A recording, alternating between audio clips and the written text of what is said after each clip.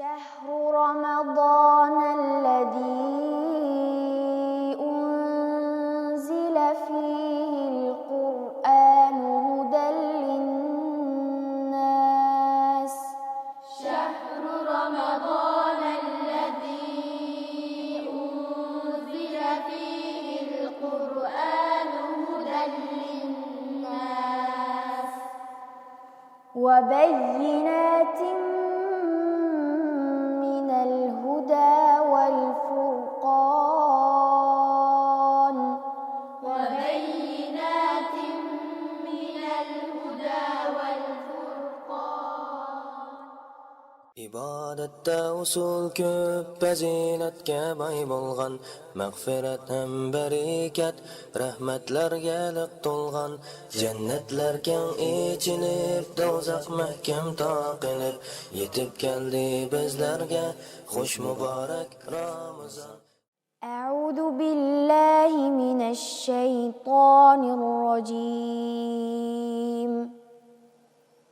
بسم الله الرحمن الرحيم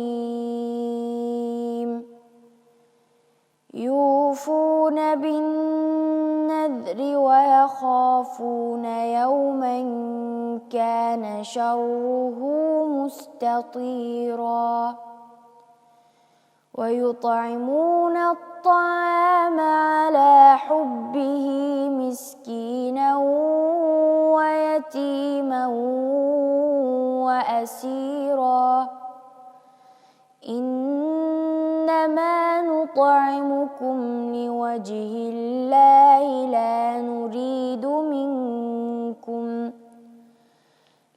نريد منكم جزاء ولا شكورا إنا نخاف من ربنا يوما عبوسا قمطريرا صدق الله العظيم. Bir adam salih bir kişiden qışa kirib, "Men dünya əhlidinmi yoki oxirat əhlidinmi? Mening buni bilgim bor" deb so'raganda, salih adam Allah Taala bəndələrə nəhayət mehriban bo'lib, insonning mizon o'lchamlarini o'ziga o'xshash insonlarning qo'lida qilmadi. Har bir insonning mizon o'lchami boshqalar emas, faqat o'zining qo'lida bo'ldi.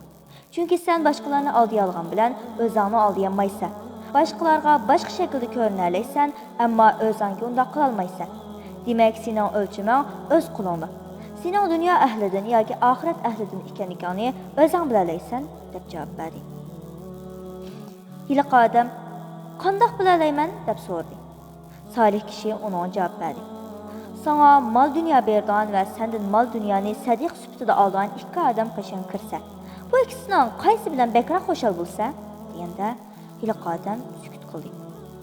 Salih odam "Agar sen mal dunyo bergan odam bilan xo'shal bo'lsang, sen dunyo ahlidan. Agar sen sadiq olgan kishidan xo'shal bo'lsang, sen oxirat ahlidan bo'lsan. Chunki inson o'z yaxshi ko'rgan narsani ilib kelgan odamga xo'sh bo'ldi.